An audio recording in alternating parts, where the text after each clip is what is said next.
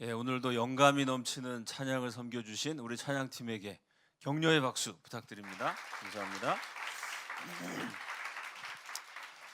우리 이근영 선교사님은 수학 교수님이라고 말씀을 들었는데 기도에 인도하는 거 보면 부흥사로 직업을 바꾸셔도 될 것 같습니다. 한국 기독교 부흥사협회에 제가 아는 분들이 좀 있습니다. 거기 선교사님을 초청해서 부흥사로 정식으로 활동하실 수 있도록 한번 길을 열면 좋겠습니다. 늘 아주 열정적으로 성령 충만하게 기도를 인도해 주셔서 감사합니다. 자, 들어오시면서 유인물 다 받으셨죠? 공산주의의 본질이라는 주제로 제가 한 3주 정도 강의를 할 텐데요. 오늘 첫 번째 시간, 공산주의자의 성경이라고 할 수 있는 책, 칼 마르크스의 공산당 선언. 이 책에 도대체 뭐라고 써 있느냐? 무슨 내용이 있길래 인류 역사상 그토록 엄청난 영향력을 끼쳤느냐, 그 내용이 맞느냐 틀리느냐 직접 한번 따져보는 시간입니다. 그래서 공산당 선언의 중요한 내용을 유인물에 정리를 했습니다. 첫 번째, 마르크스 이전에도 사회주의라는 게 있었습니다. 대표적인 사람이 프리에 오웬 생시몬 같은 사람들입니다. 이 사회주의 사상은 19세기 유럽에 아주 빠른 속도로 번져가게 됩니다. 그때 산업혁명 이후 공업화가 대규모로 진행되던 무렵입니다. 그러니까 옛날에는 주로 농사를 짓고 살았습니다. 그래서 산업혁명 이후로 공장이 조금씩 늘어났는데 이때는 대규모 공업화, 큰 공장이 만들어졌어요. 물건을 강물처럼 쏟아내기 시작합니다. 그 물건을 가지고 배에다 싣고 막 해외 돌아다니면서 수출을 해요. 이 물건을 만들기 위한 원료의 공급처, 동시에 만들어진 물건의 판매처로서 식민지가 개척이 됩니다. 그러니까 물질이 엄청나게 생산이 되고 그게 무역을 통해 엄청나게 팔리고, 이 와중에 자본가들은 막대한 부를 축적하게 되죠. 어마어마한 부자들이 생겨나요. 동시에 이때는 노동자의 권리, 인권, 노조 이런 거 없던 시절입니다. 노동자들은 막 계속 일해야 돼요. 6살짜리 어린아이가 15시간 이상의 중노동에 시달립니다. 그 노동자들이 사는 거처에 가보면 눈 뜨고 볼 수 없을 만큼 비참해요. 쓰레기가 쌓여있고 더럽고 냄새가 납니다. 아니 6살짜리 어린애도 공장에서 15시간 넘게 일해야 되는 세상이니 얼마나 끔찍했겠습니까?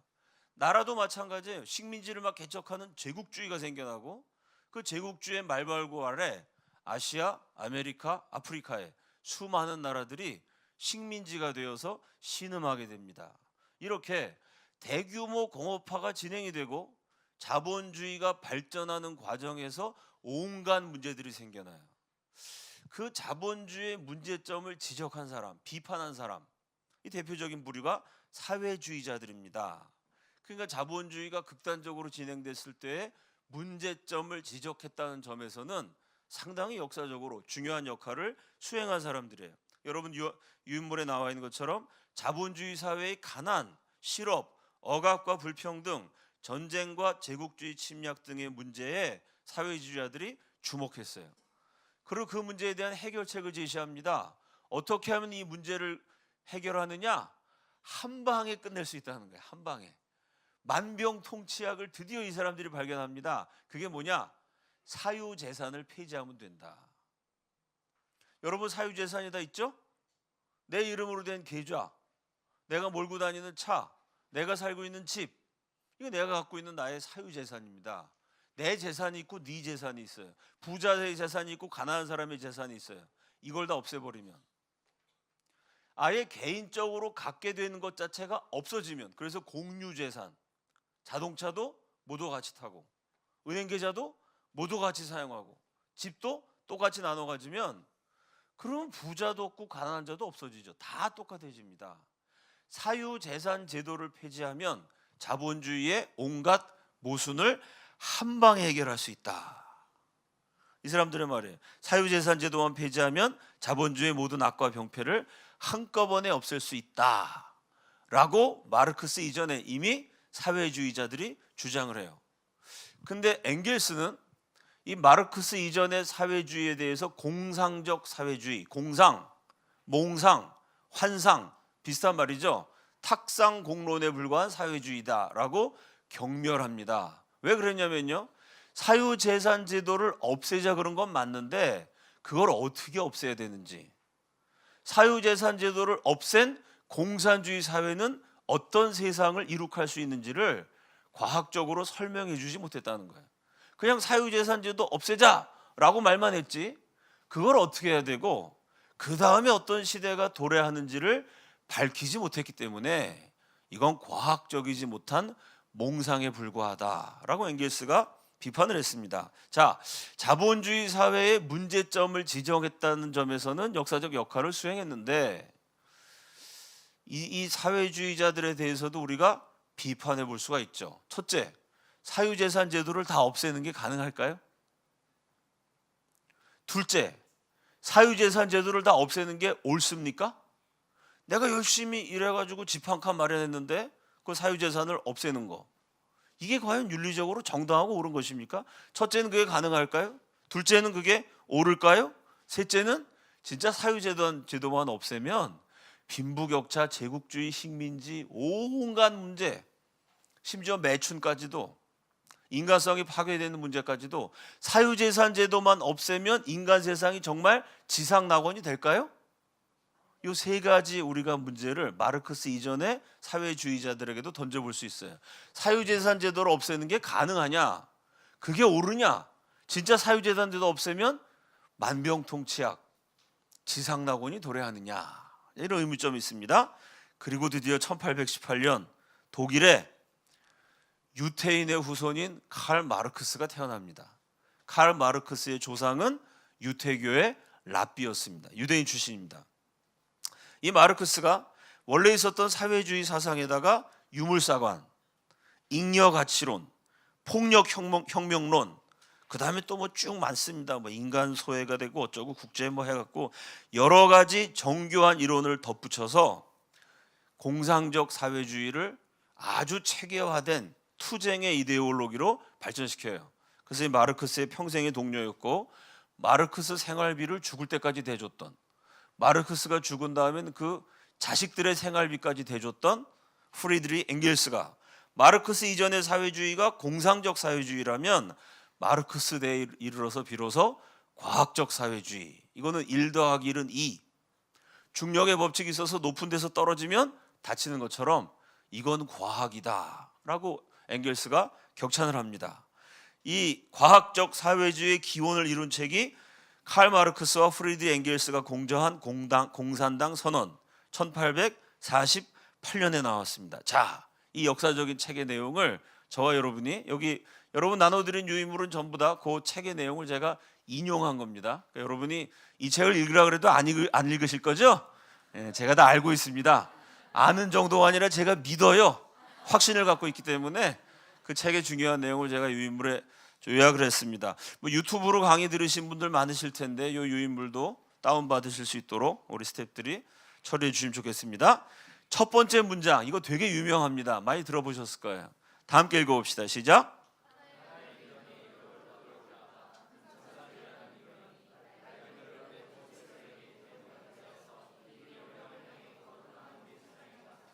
아주 인상적인 문장이죠. 하나의 유령이 유럽을 떠돌고 있다. 공산주의라는 유령이 도치법을 사용해 갖고 주어를 뒤로 뺐습니다. 자, 이 한 30페이지 남짓한 책이라기보다는 팜플렛에 가까운 요 책이요, 얼마만한 영향을 끼쳤느냐? 요 책에 기초한 공산주의가 전 세계 최소한 76개국 이상에서 공산당이라는 정당을 만들었고 전성기에는 100개에 가까운 나라가 공산주의 국가가 됐습니다. 지구상의 절반을 지배한 이데올로기가 됐고요. 이 공산당 선언이라는 30페이지 남짓한 이 조그만 책이 수십 개국어로 번역이 돼가지고 성경 다음으로 많이 번역된 책이에요. 전 세계에서 제일 많이 번역된 책은 성경이겠죠. 근데 그 성경이 쫙 번역돼 나가는 게 대략 기독교 역사가 한 2000년 되잖아요.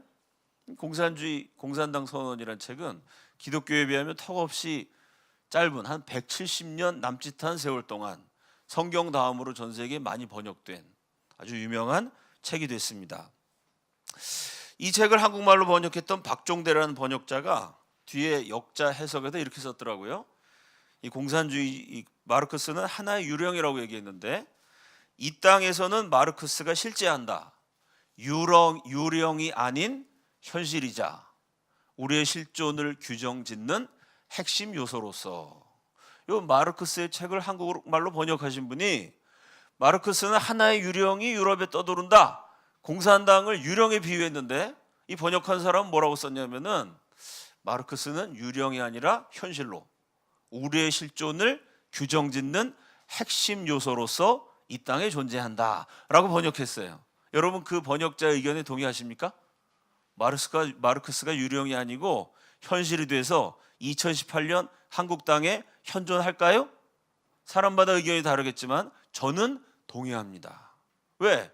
젊은 날 그 마르크스의 가르침에 인생을 바쳤던 수많은 정치 지도자들이 지난주에 이 나라 이끌어가는 지방 권력으로 대두했습니다.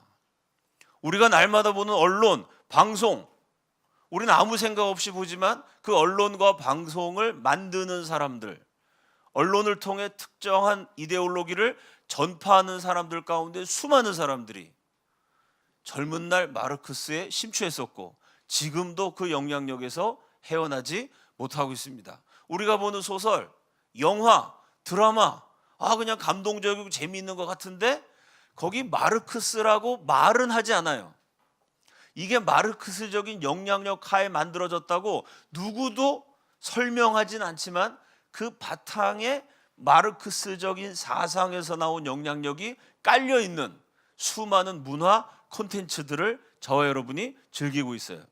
대놓고 이게 마르크스적인 영향력이다 라고 말은 하지 않지만 이 땅의 정치 권력, 교육 현장, 우리가 듣고 보는 언론, 문화의 현실 속에서 마르크스는 유령이 아니라 강력하고 강고한 현실로 2018년 한국에 영향력을 끼치고 있습니다. 자, 그러면 마르크스의 공산당 선을 제가 몇 가지 테마로 분류해 봤습니다. 첫 번째가 유물론.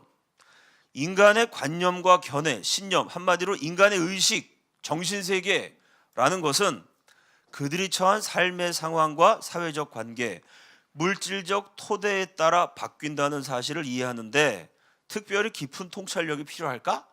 이거는 뭐 깊게 생각 안 해봐도 누구나 아는 상식이다, 그런 얘기입니다. 이념의 역사는 정신적 생산이 물질적 생산과 함께 변형된다는 사실 말고 또 무엇을 증명하는가? 그러니까 물질에서 정신이 나온다. 유물론, 모든 것은 물질로부터 도래한다. 그래서 마르크스주의 철학에서는 토대와 상부구조라는 얘기를 합니다. 토대는 뭐냐? 경제, 물질, 돈의 문제. 그 토대, 물질적인 경제적인 바탕 위에서 상부구조, 그건 뭡니까? 문화, 정치, 예술, 법, 국가, 이런 거는 일단 돈이 있어야 가능한 겁니다. 돈이 많은 사람은 돈이 많은 수준에 맞춰서 문화생활을 즐기게 돼요. 돈이 많은 사람들끼리 결혼을 하게 됩니다. 그러니까 인간의 결혼, 문화, 정치의식 이런 게 그 바탕에 들어가 보면 돈을 얼마나 가졌느냐, 경제적인 관계에 의해서 좌우된다. 그러니까 돈이, 경제가, 물질이 토대, 그 위에 있는 무슨 뭐 결혼 생활이니 가족이니 문화니 철학이니 이런 모든 것은 상부구조, 토대 위에 상부구조가 존재한다. 뭐 이게 마르크스 철학의 기본 개념입니다. 이게 맞나요, 틀리나요? 맞을까요, 틀릴까요, 여러분? 맞는 면도 있죠. 그렇지 않습니까? 돈, 경제, 물질, 그게 인간의 정신에 영향을 끼칠까요, 안 끼칠까요? 끼치죠. 배가 금강산도 식후경이라고 배고플 때 본 거랑 배부를 때 본 거랑 경치도 달라 보입니다. 우리 한국 학생들에게 장래 희망을 조사해 보면요, 그냥 평범한 혹은 가난한 그냥 보통 사람 혹은 서민들이 사는 지역의 학생들 장래 희망이 뭐냐? 그러면 군인, 교사 이런 게 되게 1등입니다. 왜? 그냥 평범한 사람들 혹은 조금 가난하고 이런 지역에서는 선생님, 이게 제일 좋은 직업이에요.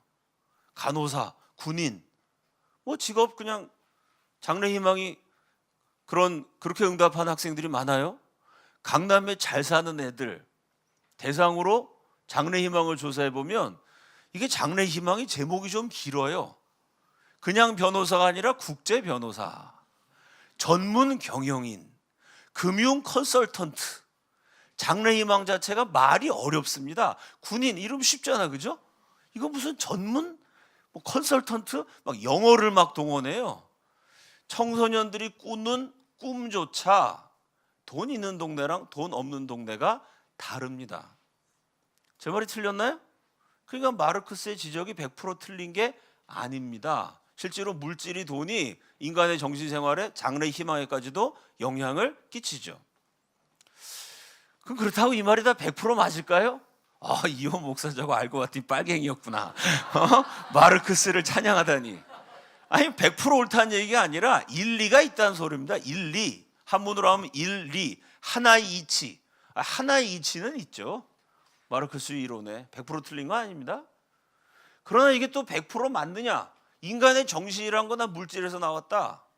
그 아주 투철한 공산주의자들 가운데 북한이 싫어갖고 남한으로 올라마신 분 만나갖고 예수 믿으시오 그러면 딱 첫마디로 거절해. 뭐라 그러냐면 저는 유물론자입니다.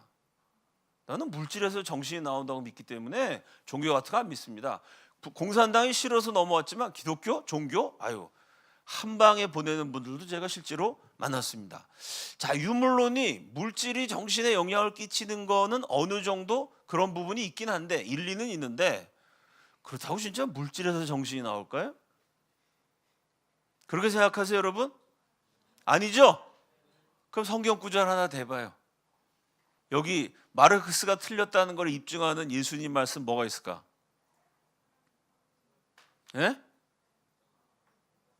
뭐 이렇게 조금씩 얘기는 막 해요, 그죠? 나한테 안 들리게. 내가 알고 있는데 너한테 다 알려주기 싫어. 뭐 이런 게 소곤소곤. 무슨 말씀이 있죠? 사람이 떡으로만 살 것이 아니요 하나님의 입에서 나오는 모든 말씀으로 살 것이니라. 그 말씀을 언제 했냐면 40일 굶주렸을 때. 40일이 아니라 4일을 굶어도 미치겠죠, 사람이. 4일이 뭡니까? 4시간을 굶어도 막 배고플 텐데요. 40일을 굶주린 다음에 사탄이 나타나서 돌을 떡으로 만들어라. 얼마나 강렬한 유혹이에요. 얼마나 배가 고프셨겠어요, 예수님이. 근데 어디서 예수님이 딱 우리 인간의 자존심을 지키셨습니다. 우리가 먹을 거 보면 환장한 인간이지만 그래도 그 예수님 말씀이 얼마나 좋아요. 사람이 떡으로 살 것이 아니요. 이랬으면 정말 저나 여러분이나 인생이 무지하게 힘들어져요. 떡으로 살 것 아니니까 막 굶어야 돼. 밥을 안 먹으면서 성경 암송만 해야 돼. 왜? 떡으로 살 게 아니니까. 한마디를 예수님이 딱 붙이셨어요. 떡으로만 살 것이 아니요. 살았다. 떡으로만 살 것이 아니라는 얘기 뭡니까? 떡으로 도 산다는 얘기입니다. 그죠? 떡으로 살 것이 아니요. 이러면 떡도 못 먹고 맨날 성경 암송만 해야 돼. 그 인생이 아주 어려워집니다. 떡으로만 살 것이 아니다. 그러니까 떡도 먹어라. 근데 그게 다는 아니다. 떡의 현실적 필요를 인정하셨습니다.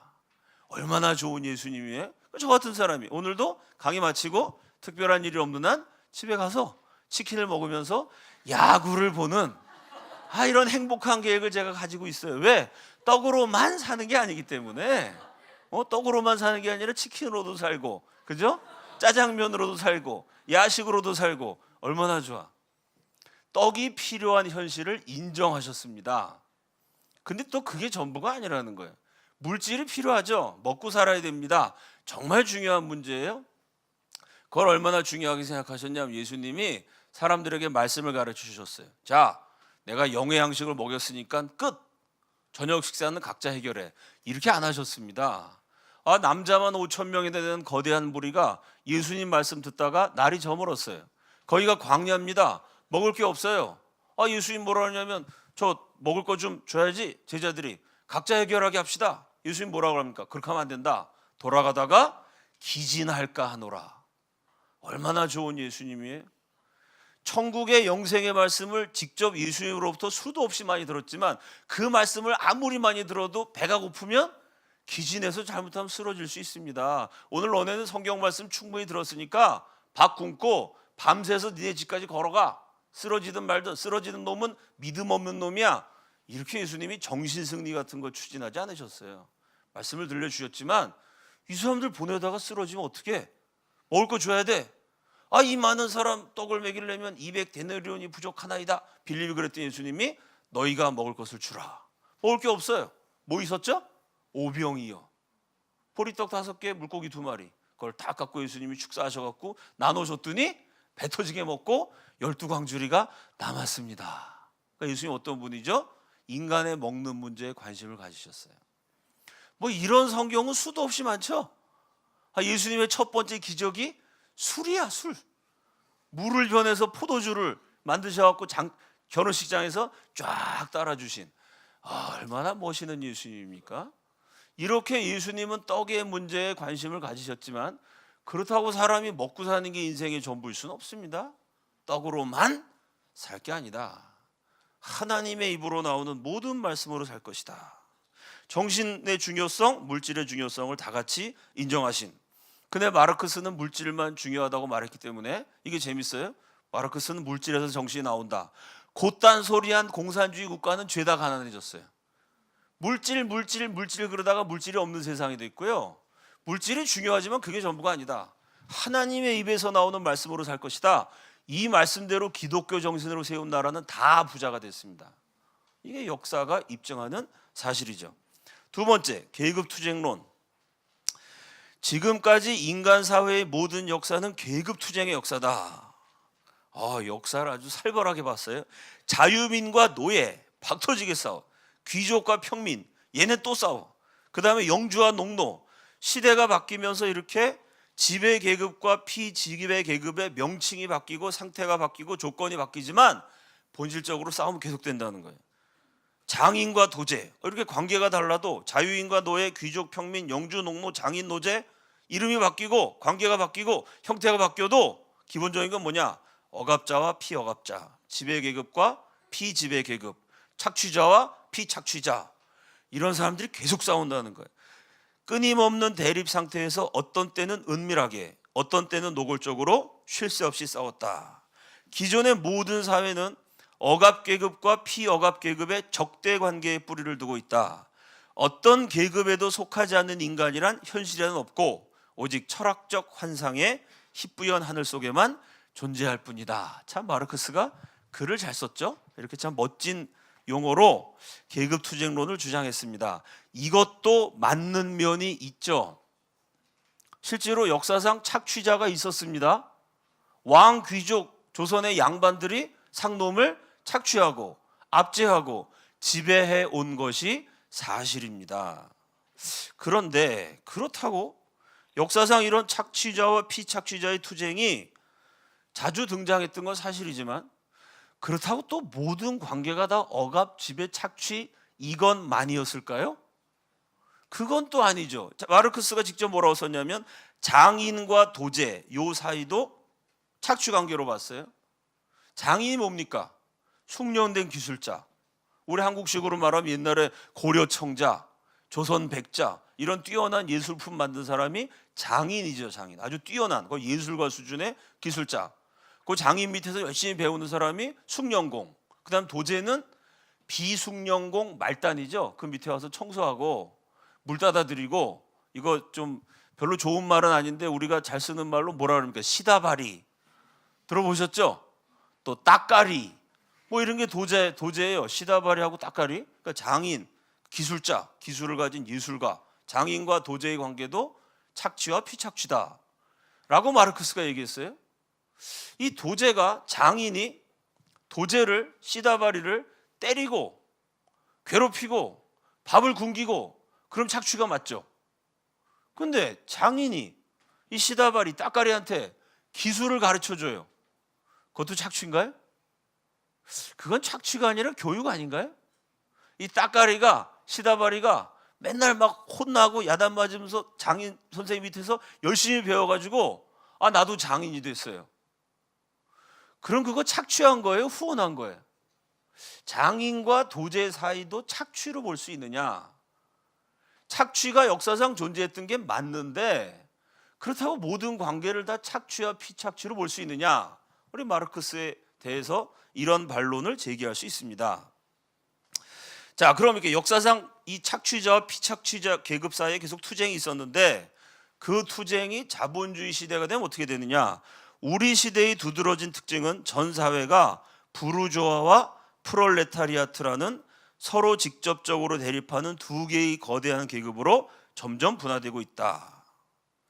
옛날에는 자유민, 노예, 귀족, 평민, 양반, 상놈 이런 관계였다면 지금 어떤 관계가 됐냐면 자본가, 부르주아지, 이건 생산수단을 소유한 사람입니다. 생산수단이라는 것은 자본을 만들어낼 수 있는 수단, 예를 들어 공장, 토지, 인력, 글자 그대로 자본, 뭐 이런 걸 가진 사람은 자본가 계급. 그런 거 없이 자본가한테 고용돼서 노동력을 제공해야 되는 사람이 노동자 계급. 이 자본가 계급을 부르주아지, 노동자 계급을 프롤레타리아트. 결국 우리 시대에는 이 두 가지 계급이 지배 계급과 피지배 계급으로 고착된다. 이게 마르크스의 이론이에요. 중간에 있는 건 다 없어진다는 거예요. 소중산층, 소상공인, 연금생활자, 수공업자, 농민. 예를 들어 월급과 연봉을 받고 사는 사람은 이건 자본가라고 보기 어렵죠. 그렇다고 또 내 나름대로 집도 한 채 있고 자동차도 몰고 mon다 하면 그렇다고 또 프롤레타리아 이렇게 보기도 어렵습니다. 요 중간층이 있었는데 마르크스 때는 이제는 그게 다 없어진다. 그래서 결국 자본가와 노동자, 착취자와 피착취자, 부르주아와 프롤레타리아트만 남는다라고 썼어요. 이건 맞아요, 틀려요? 여러분 가운데 자본가 손 들어보세요. 아이고 청년 한국은 왜 이렇게 돈 없는 자본가가 하나도 없네. 부르주아지 없으세요? 그 다음 노동자, 프롤레타리아트 손 들어보세요. 얘는 다 유령이네. 그러면 뭡니까? 뭐가 있죠? 자본가와 노동자 사이에 중산층이라는 게 있습니다. 중산층이 있어요, 없어요? 자본가라 그러기는 좀 민망하죠, 은행 잔고가. 그렇다고 또 뭐 노동력만 파는 마르크스가 얘기한 막 억압받고 막 착취받는 노동자나, 아니 뭐 그렇게 억압받고 착취, 글쎄 회사에서 뭐 좀 스트레스는 받죠, 직장 상사한테. 그러나 영화도 보고 휴가도 가고 해외여행도 가요. 마르크스가 말한 노동자라 그러기는 좀 부유하죠, 노동자라 그래. 이런 중간 계층이 지금도 있습니다. 맞죠, 여러분? 마르크스는 중간 계층이 없어진다 그랬는데 천만의 말씀, 어느 나라나 중산층은 있어요. 지금 대한민국의 위기가 중간층이 막 무너지고 있죠, 중산층이. 그래서 중류계층이 하류로 막 무너지고 있는 와중이지만 중류계층, 중산층이 무너진다는 언론 보도가 많이 나오는 이유는 중산층이 지금도 있기 때문입니다. 흥미로운 건 마르크스는 중산층, 중간계층은 없어진다 그랬는데요, 그 마르크스의 이론에 가까운 마르크스주의자거나 친마르크스주의적인 좌파 정권이 들어서면 중산층이 없어져요. 희한하죠? 우파 정권이 들어서면 중산층이 두터워집니다.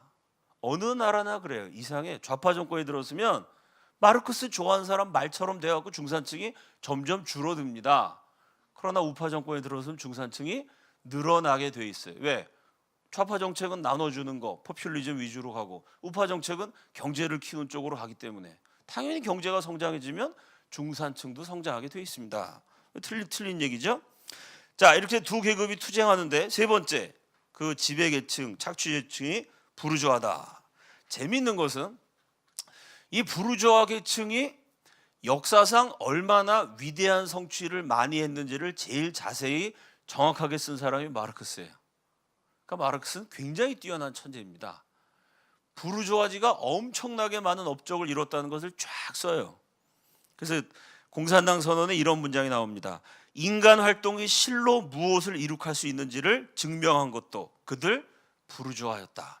인간이 열심히 일하면 얼마나 많은 것을, 얼마나 광범위하게, 얼마나 대규모로, 얼마나 놀랍게 성취할 수 있는지를 부르주아가 보여줬다는 겁니다. 이건 맞는 얘기예요. 공업화가 막 되면서 전 세계적으로 막 무역 항로가 열리고 물건이 막 엄청나게 보급이 되고 정치 체제가 막 뒤집어지고 예술 체제도 막 바뀌고 부르주아가 지배 계급이 됐을 때 엄청난 변혁을 일으켰습니다. 그걸 마르크스가 인정해요. 그런데 그렇게 변화시킨 뭐해? 그놈들은 착취자인데. 어떻게 착취했냐면 한마디로 종교적, 정치적 환상들에 가려진 기존의 착취를 노골적이고 파렴치하고 직접적이고 인정사정 없는 착취로 대체한 것이다. 그러니까 자본가가 등장하기 이전의 착취자는 귀족입니다. 귀족이 있고 그다음 평민, 농민, 노예가 있었죠. 그 귀족들의 우두머리가 왕이에요. 이 귀족하고 왕들은 어떻게 착취했냐면은 자신들의 착취하는 지위를 종교적, 정치적 환상으로 포장을 했다는 거예요. 대표적인 포장이 왕권 시수설 들어보셨죠?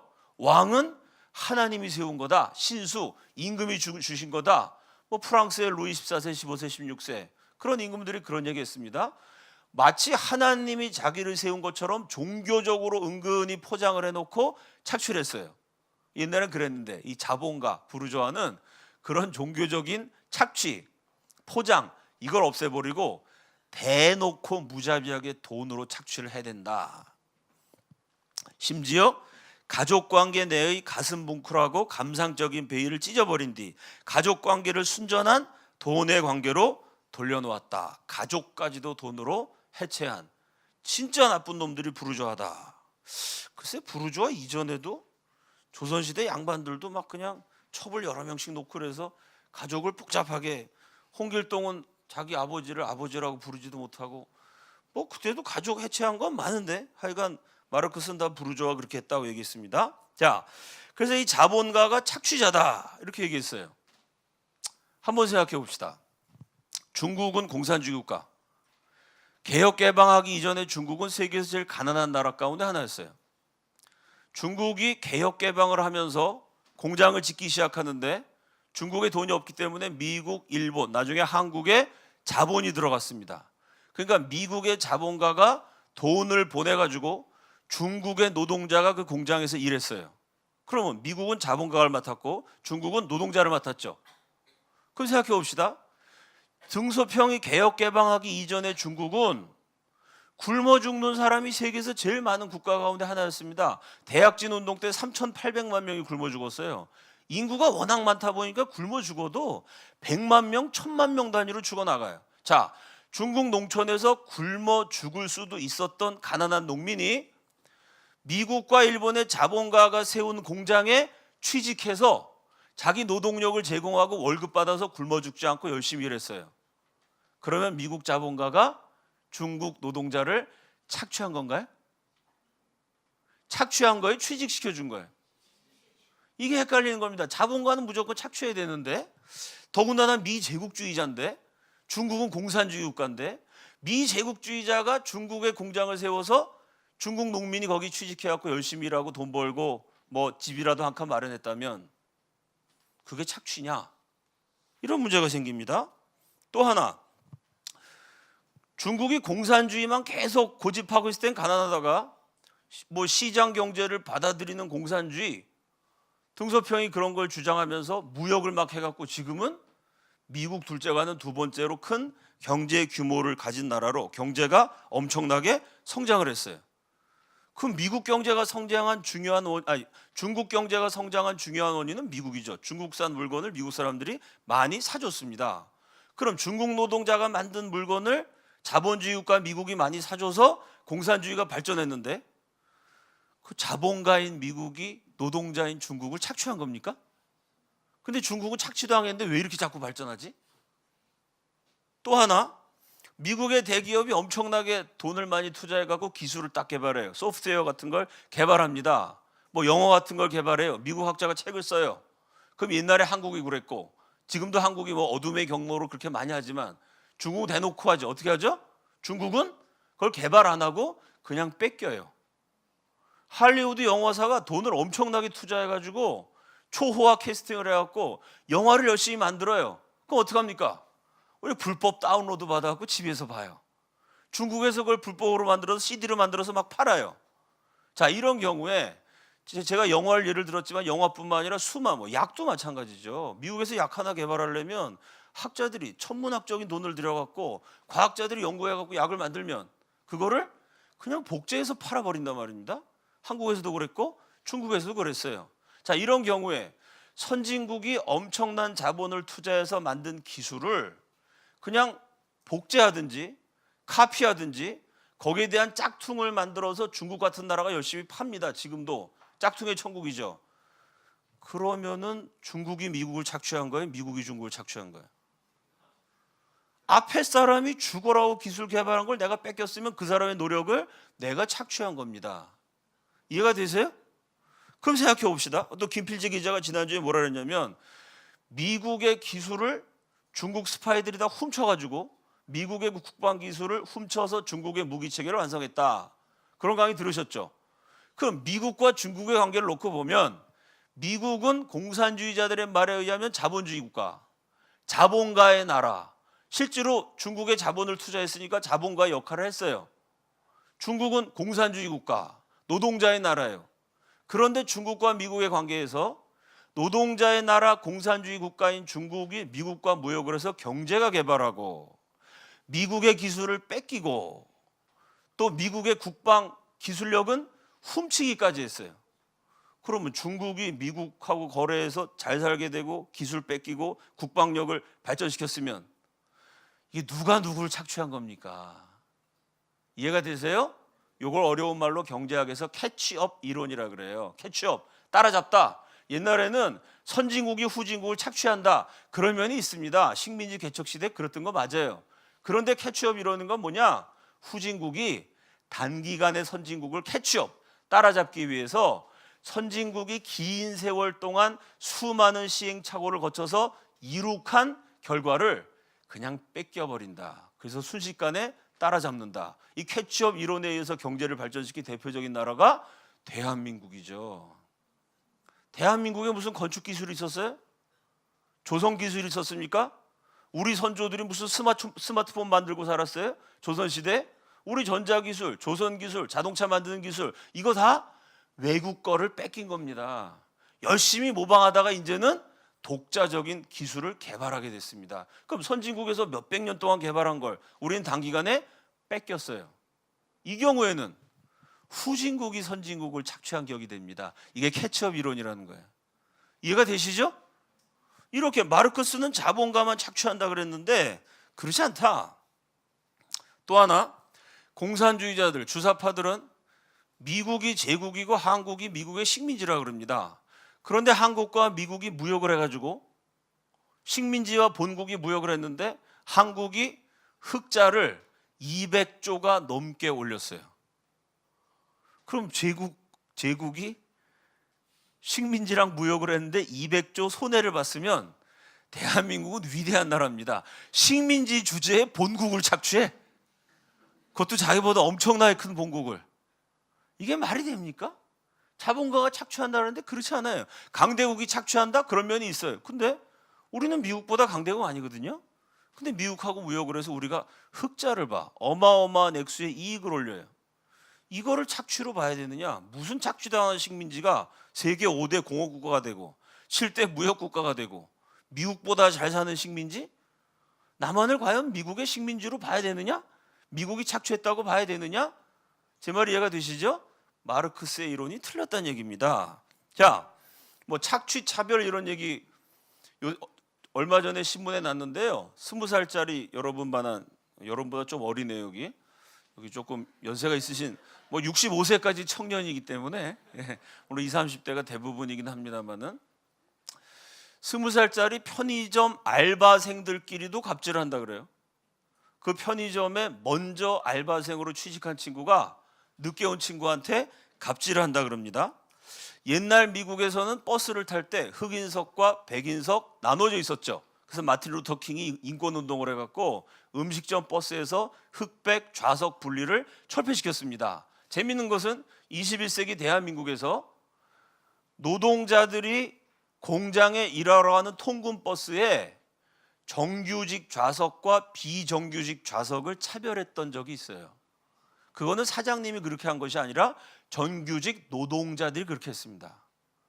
실제로 정규직 노동자들이 비정규직 엄청나게 차별합니다. 자, 그럼 생각해 보세요. 자본가가 노동자를 착취하는 건 착취예요. 그건 차별이야. 백인하고 흑인이 좌석 따로 앉는 건 차별입니다. 그러나 정규직 노동자와 비정규직 노동자가 좌석을 따로 앉는 거는 그건 차별이 아니죠. 왜? 차별은 자본가만 하는 거니까. 노동자는 무슨 차별해? 노동자는 천사인데. 편의점 알바생은 프롤레타리아지. 프롤레타리아가 무슨 차별합니까? 제 말이 이해가 되세요? 자본가가 하는 건 차별이고 착취고, 노동자 편의점 알바생이 하는 건 그거는 차별도 아니고 착취도 아니냐.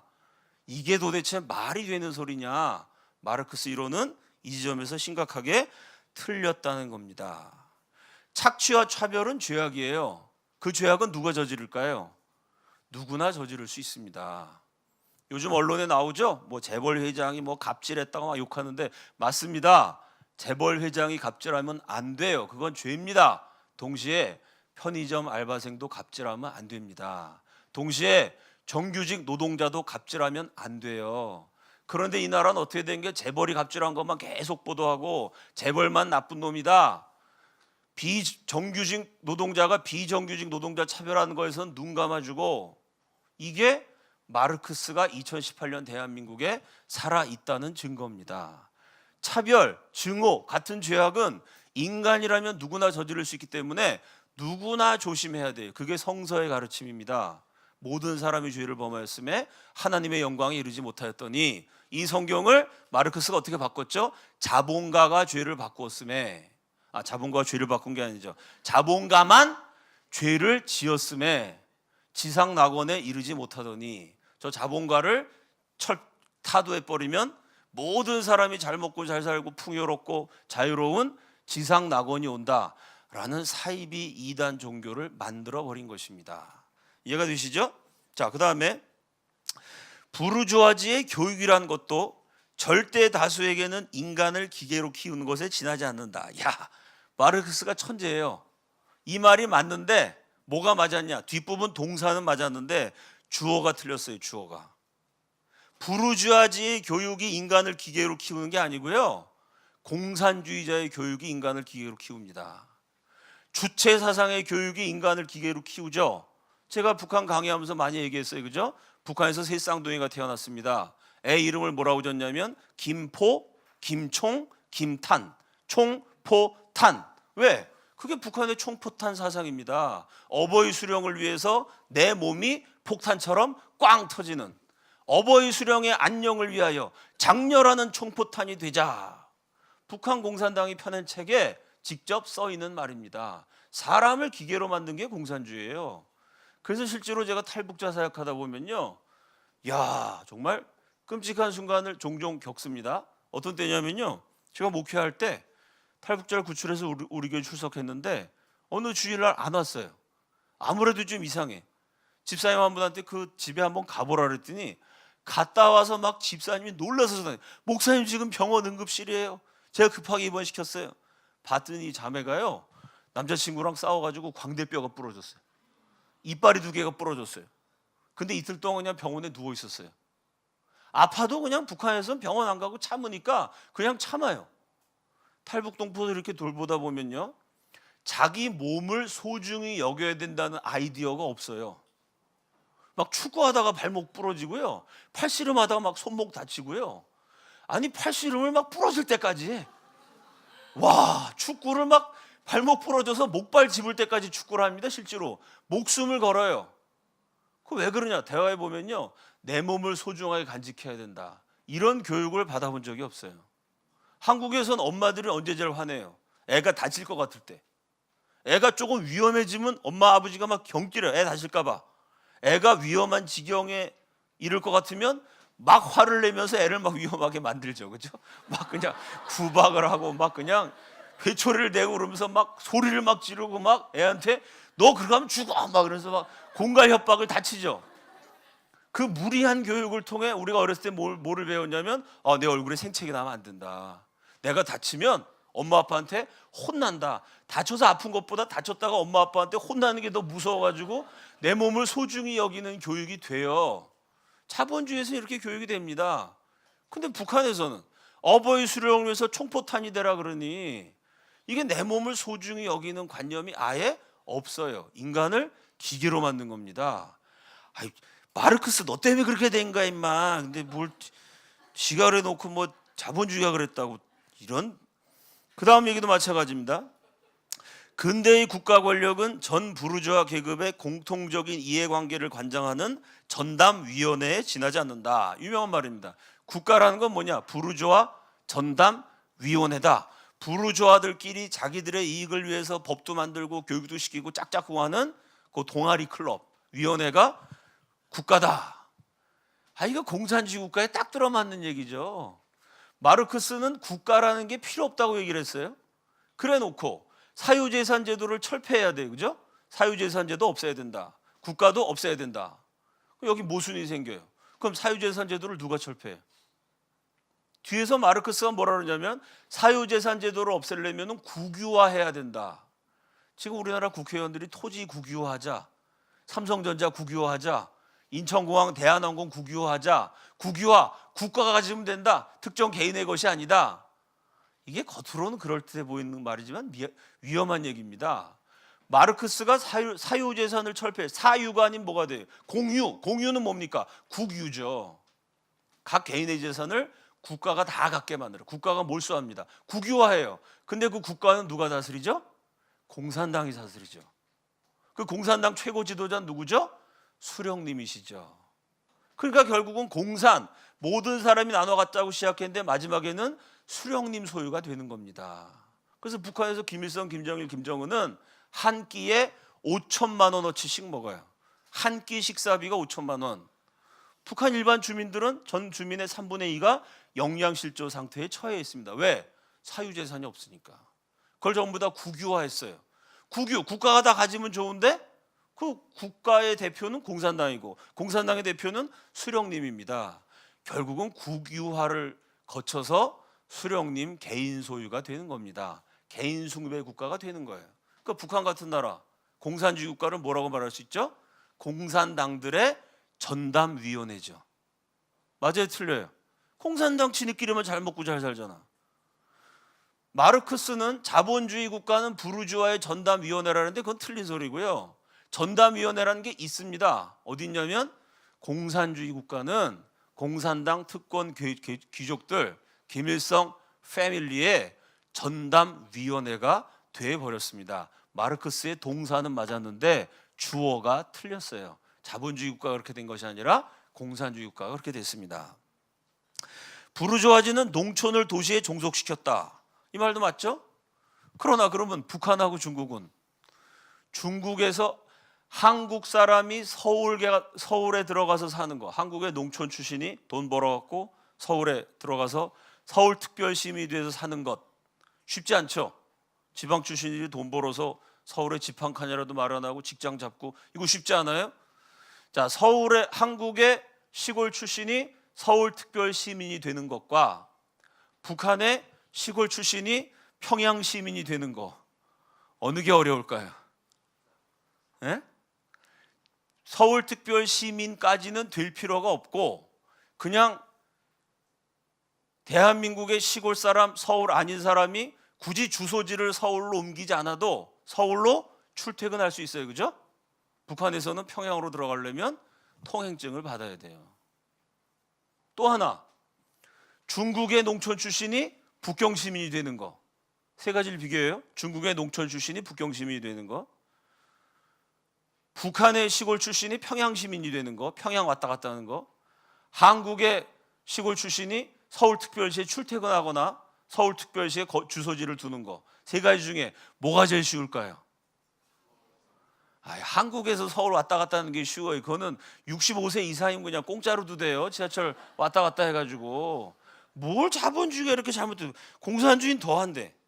이게 틀렸다는 얘기입니다. 네 번째, 자, 지배를 받는 프롤레타리아 계급은 어떤 사람이냐? 야, 참 이런 거 읽어보면 어떨 땐 가슴이 짠하죠. 자신을 조각조각 나누어 팔아야 하는 이 노동자들은 이게 직장 생활하면서 엄청 스트레스 받으면 이 말이 맞다는 생각이 들 때가 있습니다. 한국 사람들도.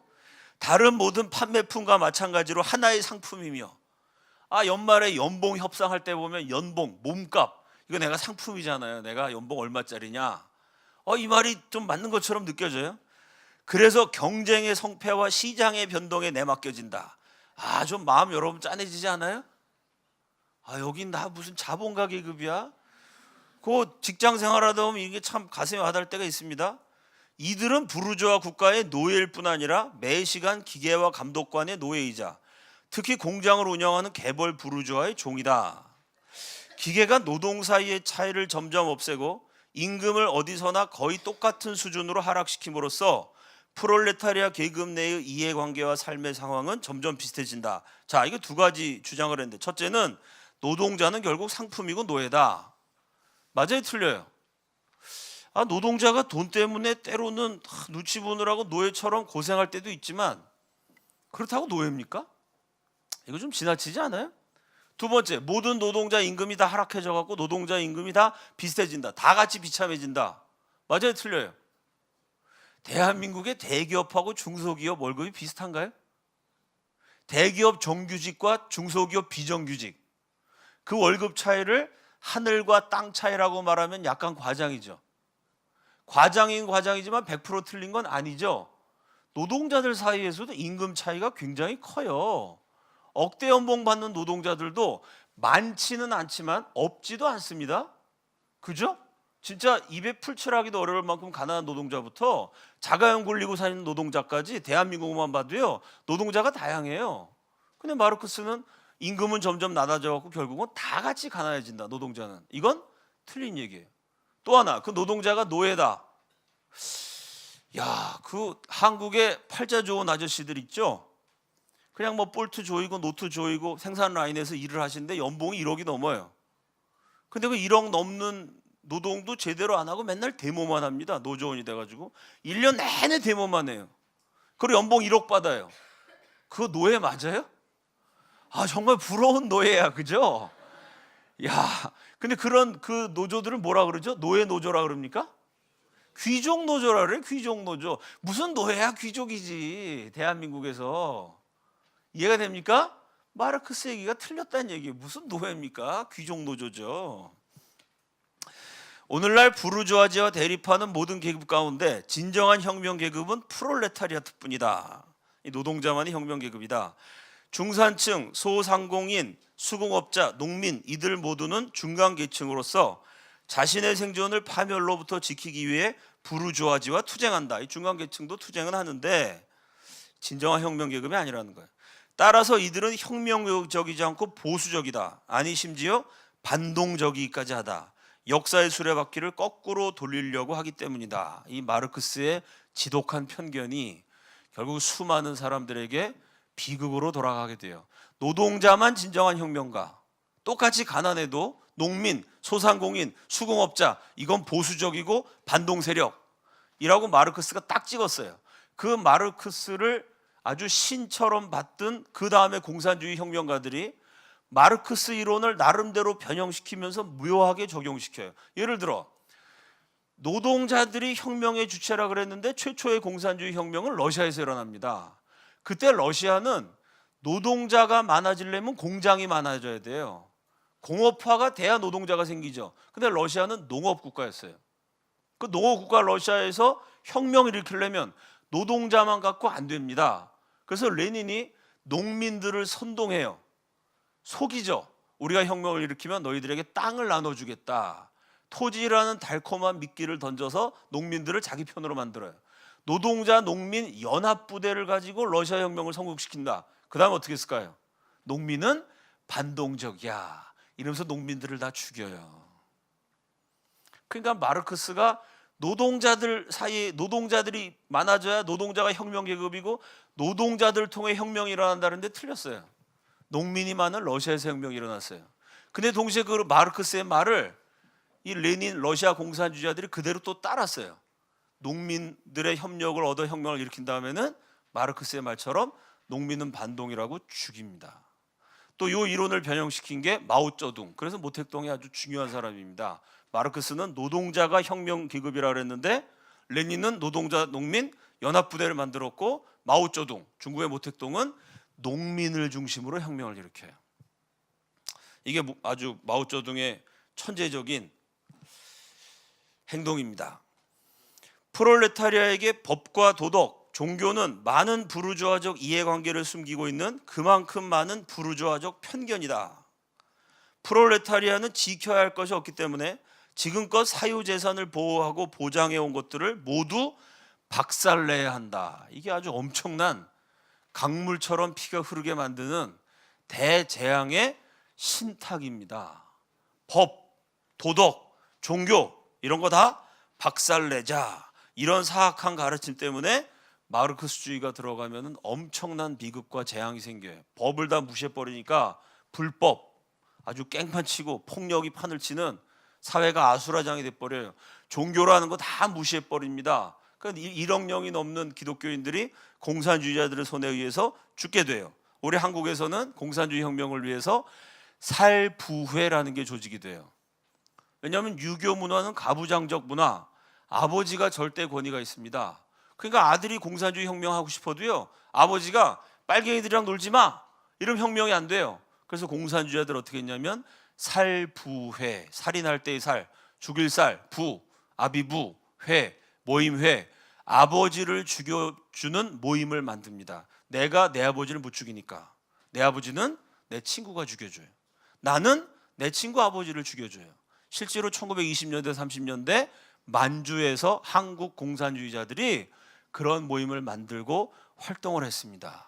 공산주의자들은 윤리, 종교 이걸 다 없애버리니까 자식이 부모를 죽이는 끔찍한 세상이 오는 것입니다. 노동자에겐 조국이 없다. 그들이 갖고 있지도 않은 것을 빼앗을 수는 없다. 이 이론도 틀렸죠. 노동자에게 조국이 없다고 얘기해갖고 만국의 노동자들이 모여서 공산주의 운동을 막 하다가 1차 세계대전이 터졌어요. 이 전쟁은 마르크스의 이론에 의하면 자본가들끼리 하는 겁니다. 자본주의, 제국주의끼리 사이에서 전쟁이 일어난다. 이게 마르크스의 이론입니다. 그러니까 노동자는 자본가의 전쟁에 참여하지 말아야 되죠. 근데 마르크스 이론과 정반대로요, 독일 노동자들이 독일 편이 됐을까요? 프랑스 편이 됐을까요? 독일 편이 돼서 싸웁니다. 프랑스 노동가들은 노동자에겐 조국이 없으니까 독일, 프랑스 자본가끼리 싸우는 거고 독일, 프랑스 노동자는 연대하자 이렇게 돼야 되는데 그렇게 됐을까요? 프랑스 노동자는 프랑스를 위해서 싸웠고요, 독일 노동자는 독일을 위해서 싸웠습니다. 왜 그랬을까요? 조국이니까. 마르크스는 노동자에게 조국이 없다 그랬는데 실제로 전쟁이 나니까 많은 노동자들이 조국을 위해서 싸웠습니다. 당연하지 않겠어요? 프랑스 노동자가 왜 독일을 위해서 싸우겠어요? 독일 노동자가 왜 프랑스를 위해서 싸우겠어요? 조국이라는 게 마르크스 말 한마디에 없어질 수 있는 게 아닙니다. 이것도 틀렸어요. 다섯 번째, 프롤레타리아와 공산주의. 자, 지배계급, 착취계급이 부르주아지, 지배를 받고 억압당하는 계급이 프롤레타리아트라 그랬는데요, 그 프롤레타리아트를 이끌어가는 중심 세력이 공산주의자다라는 게 마르크스의 주장입니다. 공산주의자들은 실천적인 면에서 만국 노동자 정당 가운데 이 당시에 사회주의당, 노동당 이렇게 좌파 정당이 많이 있었습니다. 그 좌파 정당 가운데 제일 왼쪽, 제일 과격파인 극좌파 공산주의자가 가장 단호하고 추진력이 강한 세력일 뿐 아니라 이론적인 면에서도 프롤레타리아 운동의 조건과 과정, 전반적 결과를 나머지 프롤레타리아트 대중보다 한 발 앞서 꿰뚫어보는 통찰력이 있다. 프롤레타리아의 세상이 와야 되는데 그 세상이 오려면 프롤레타리아, 그냥 일반 노동자들은 그들보다 한 발 앞서서 꿰뚫어보는 통찰력을 가진 공산주의자의 지도를 받아야 된다. 그러니까 프롤레타리아 노동자 가난한 사람을 위해 주는 것 같은데 결론은 뭐냐면 그 사람들보다 한 발 앞서가는 공산주의가 있다. 결국 공산주의의 지배를 받으라는 얘기입니다. 공산주의자들의 당면 목적은 프롤레타리아트를 계급으로 형성시키고 계급의식이 없이 그냥 하루 일해서 하루 벌어먹고 사는 이런 노동자가 아니고 계급의식을 넣어서 네가 이렇게 가난한 건 자본가 때문이다. 너는 프롤레타리아트 계급이다. 우리 계급끼리 뭉쳐서 부르주아 계급을 타도해야 된다. 이게 계급의식입니다. 내가 이 계급에 속해 있어서 이 계급을 위해서 투쟁해서 저 압박하는 계급을 없애야 된다는 투쟁관념, 이걸 집어넣어서 부르주아지 지배를 무너뜨리고 프롤레타리아의 힘으로 정치 권력을 장악하는 것이다. 그래서 공산주의자가 프롤레타리아트의 힘으로 정치 권력을 딱 장악했어요. 이 말 그대로. 그럼 그 권력은 누구한테 갔을까요? 프롤레타리아트, 수많은 노동자들을 공산주의자가 지도해서, 공산주의자의 힘이 아닙니다. 공산주의 혁명 일어난 나라 보면 어느 나라나 공산주의자는 소수예요. 다수인 노동자, 가난한 사람 선동해서 프롤레타리아트의 힘으로 정치 권력을 장악한 다음에 그 권력을 프롤레타리아트에게 나누어 준다 라고 돼 있는 공산주의 나라는 없습니다. 프롤레타리아트를 이용해서 권력을 장악한 다음에는 공산당이 독재를 하는 거죠. 이해가 되세요? 그래서 가난한 자를 위한다 그러고 인민 대중을 위한다 그러고 노동자를 위한다 그러는데, 그래서 생겨난 공산주의권 하나같이 공산당 독재가 돼요. 1인 독재가 됩니다. 아니, 노동자로 시작했는데 왜 독재로 가지? 다수 노동자, 가난한 많은 무산 대중, 그럼 골고루 잘 살아야 되는데 왜 공산당만 잘 살게 되지? 바로 이 대목 때문에 그래요. 프롤레타리아트보다 한 발 앞서간 공산주의자들이 있다. 그래서 그 공산주의자가 프롤레타리아트를 이용해서 정권을 잡은 다음에는 프롤레타리아트를 굶겨 죽입니다. 이게 공산주의 역사죠. 공산주의자들은 자신의 이론을 사적 소유의 철폐라는 단 한마디의 말로 요약할 수 있다. 공산혁명은 과거로부터 내려오는 소유관계를 철저하게 깨부수는 것이다. 이렇게 깨부수느라고 엄청나게 많은 사람을 죽입니다. 부르주아 사회에서 살아있는 노동은 그저 축적된 노동을 늘리는 수단일 뿐이지만, 공산주의 사회에서 축적된 노동은 노동자의 삶을 확대하고 풍요롭게 하고 북돋우는 수단이다. 계급과 계급 대립으로 얼룩진 낡은 부르주아 사회 대신 각 개인의 자유로운 발전이 만인의 자유로운 발전을 위한 조건이 되는 연합체가 나타난다. 공산주의자가 되면 이렇게 좋아진대. 여러분, 말이 좀 웃기지 않습니까? 부르주아 시대의 노동은 축적된 노동을 늘리는 거야. 부르주아, 대한민국 같은 이 자본주의 국가에서 내가 삽질을 딱 하는 건, 내가 어제도 삽질하고 내일도 삽질할 거니까 어제까지 해온 삽질에 오늘 삽질을 한번 늘리는 겁니다. 그죠?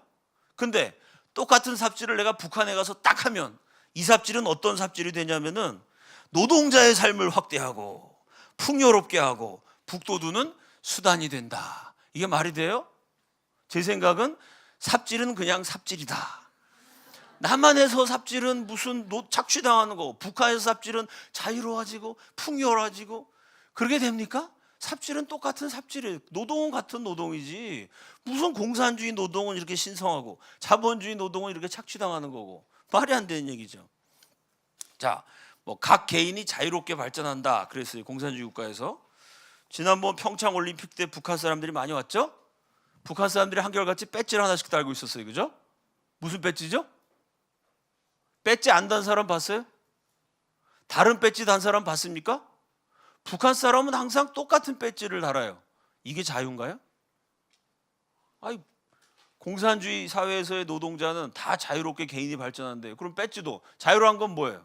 달고 싶은 사람 달고, 달기 싫은 사람 안 달고, 김일성 배지 달고 싶은 사람 김일성 배지 달고, 걸그룹 배지 달고 싶은 사람 걸그룹 배지 달고, 이래야 자유 아니에요? 다 배지 똑같은 거 달고 내려왔다구만. 그걸 막 띄워주고 방영하면서 뭐 북한이 좋은 나라인 것처럼. 아니, 모든 사람이 똑같은 배지 달고 있는데 그게 무슨 자유예요? 배지를 달기 싫은 놈은 달지 말아야지. 거꾸로 달고 싶으면 거꾸로 달든가, 배지를 부시고 싶으면 부시든가, 뭐 그래야 자유지. 북한에서 김일성 배지를 거꾸로 달아요? 어버이 수령을 물구나무 시켜. 큰일 납니다. 그랬다가는 할아버지, 아버지, 손자들까지 한 100년 물구나무 서야 되는 수가 있어요. 배지 거꾸로 달았다가 어버이 수령 물구나무 서게 했다가는 이게 무슨 자유야. 자, 이 마지막 문장도 유명해요. 공산주의자들은 자신의 견해와 의도를 감추는 것을 경멸스러운 일로 여긴다. 그래서 자신들의 목적이 기존의 모든 사회 질서를 폭력적으로 타도함으로써만 이루어질 수 있다는 사실을 공공연히 밝힌다. 공산주의자들은 공산주의자가 아닌 척하는 것을 경멸한답니다. 아유, 대한민국에 참 수많은 이번 지난주 선거에 당선된 시장님들, 군수님들, 이 높으신 양반들, 당신들이 존경하는 마르크스가 당신들을 경멸한답니다. 제가 강의하다 말고 갑자기 그분들에게 영상 편지를 보냈습니다. 당신들이 청춘을 바쳐서 흠모했고 지금도 속으로 예언자처럼 존경하고 있는 마르크스 선생님께서 뭐라 그랬냐면 공산주의자가 공산주의자인 것을 숨기는 것은 경멸스러운 일이다. 그러나 빨리 공산주의자인 것을 밝히십시오. 이 나라 수많은 정치 지도자들, 언론계에 들어가 있는 양반들, 목사님, 신부님, 스님들, 당신들이 존경하는 마르크스의 말씀에 순종하셔야지. 순종이 제사보다 나은 건데 성경에도 경멸스러운 일로 여길다 그랬는데 우리 한국의 공산주의자들은 경멸스러운 일 잘하죠. 무슨 뭐 당신 공산주의자냐 이러면 철진한 색깔론을 언제까지 할 거냐 뭐 이러고 내 젊은 날 한때의 생각을 가지고 내 인생 전체를 판단하지 말아라. 우리 정은이가 멋진 칼럼을 썼잖아. 그래서 색깔론이 싫다면 전향을 증명하라. 읽어봤어요 여러분? 읽어보신 분들 있죠? 큐티 잡지에도 실렸죠? 색깔론 하지 말아라. 그럼 색깔론 안 할 거면 본인이 공산주의에서 전향했다는 걸 밝히든가 아니면 본인이 속으로 존경하는 마르크스의 주장처럼 그런 경멸스러운 짓 하지 말고 나는 공산주의자다 떳떳하게 말씀을 하시든가. 그러니까 한국은 마르크스한테도 충성을 안 하는 이런 위선적 공산주의자들이 사회 헤게모니를 장악하고 민주주의자인 척 하면서 나라를 이상한 방향으로 이끌고 가고 있습니다. 지배계급들을 공산주의 혁명 앞에서 벌벌 떨게 하라. 한국 공산주의자들이 앞부분은 순종 안 하고 이 뒷부분에만 순종했어. 자기가 공산주의한 건 감추면서 벌벌 떨게 했죠. 남노당이 이 말씀에 순종했죠. 기억나시죠 여러분? 제가 박헌영 강의할 때 대구 폭동, 제주 4.3 사태, 여순 반란 막 사람을 잡아서 사지를 자르고 남자 경찰관 거세하고 사람을 자동차에 묶어서 질질 끌고 다니고 중학생들 동원해서 막 불태우게 만들고 사람을 공산주의의 적들로 하여금 벌벌 떨게 하라. 마르크스의 이 공포주의 전술, 여기에 한국 남노당이 아주 그대로 순종했습니다. 이 혁명에서 프롤레타리아가 이룰 것은 쇠사슬 뿐이요 얻을 것은 세계 전부다. 야, 당찬 포부를 정말 세계 비전을 가지신 분입니다. 결국은 실패했지만 한국에선 지금 성공 중이에요. 만국의 프롤레타리아여 단결하라. 그래서 저와 여러분이 지금 공산당 선언이라는 책을 전반적으로 중요한 내용을 쫙 훑었습니다. 결론 첫 번째, 독일 사회주의 혹은 한국의 좌경화에 대한 마르크스의 논평, 이 공산주의보다 조금 온건한 사유재산 제도를 없애야 된다, 사회주의적인 방향으로 가야 된다. 근데 그렇다고 막 폭력으로 혁명을 하고 다 때려부시고 이런 소리는 안 하는 온건파, 그 독일 사회주의를 마르크스가 신랄하게 비판하면서 이렇게 얘기했습니다. 사변적 거미줄로 짜고 화려한 언어의 꽃으로 수놓고 거기다 가슴을 녹이는 감상적인 이슬까지 뿌린 상태에서 몇 가지 화석화된 영원한 진리를 감싸고 있는 독일 사회주의의 이 격정적 외피는 관객들 사이에서 독일 사회주의라는 상품의 매출을 높이는데 크게 기여했다. 근데 이 독일 사회주의란 말을 한국의 좌파라고 바꾸면 우리 시대 현실에 딱 들어맞는다고 저는 생각해요. 사변적 거미줄로 짜고 뭐 교수, 박사 이런 사람들이 아주 유식한 소리를 떠들어요. 화려한 언어의 꽃으로 수놓고 아주 좌파 작가들 텔레비에 나와갖고 작가 아무개 타이틀 받고 아주 말을 잘합니다. 거기다가 가슴을 녹이는 감상적인 이슬까지 뿌린 상태에서 아주 감성적으로 영화도 만들고 뭐 가요도 만들고 좌파들 그렇게 하죠. 몇 가지 화석화된 영원한 진리, 화석화된 정말 퀴퀴 묵은 오래된 옛날 마르크스가 한 얘기, 이런 거를 그런 몇 가지를 감싸고 있는 한국 좌파의 이 격정적 외피는 관객들, 국민들 사이에서 좌파, 진보, 민주, 평화, 민족이란 이름으로 위장한 상품에 매출을 높이는데 크게 기여했죠. 이 사람들이 정권도 장악하고 교육계도 장악하고 지방 권력도 장악하고 이런 상황입니다. 두 번째, 자, 이 마르크스의 광풍이 한국에서는 이제 뭐 마르크스에서 발전한 주체 사상, 또 범좌파 이런 복잡한 이데올로기들이 지금 한국을 지배하고 있습니다만 결국 그 이데올로기가 맞느냐 틀리느냐를 어떻게 구별하느냐, 누가복음 7장 35절 말씀 다 함께 읽습니다. 시작.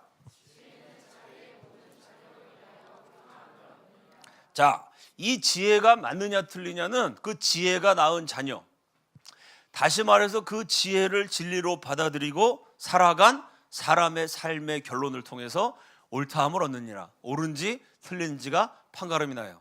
이것이 지혜이냐 어리석음이냐, 진리냐 거짓이냐는 현장에서 실천을 통해, 행동을 통해 역사의 현장에서 확인이 된다는 겁니다. 그럼 지혜는 그 자녀로 인하여 그랬는데요, 마르크스의 자녀, 수많은 공산주의 국가입니다. 어떻게 됐죠? 가난해졌습니다. 인권 유린이 자행됐고요, 기독교인들이 탄압됐고요, 결국은 멸망해 버렸습니다. 마르크스라는 지혜는 그 자녀로 인하여 옳다함이 아니라 거짓됨이 드러난 겁니다. 자, 지금 한국 사회는요, 이제 본격적으로 공산화 시스템이 돌아간다고 보시면 크게 틀리지 않습니다. 대한민국은 전 세계 유례가 없는 반공국가로 건국이 됐어요.